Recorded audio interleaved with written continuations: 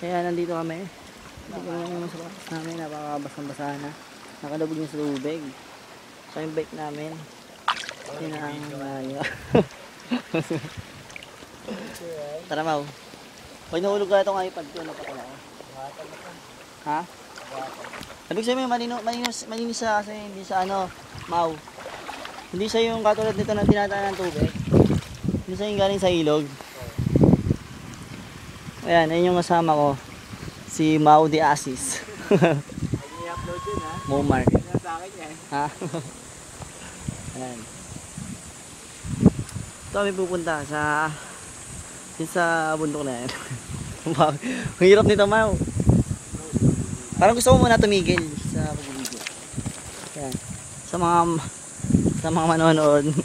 Baka kayo. Kaya mo, Mau? Sige, ayan. Una na muna kami.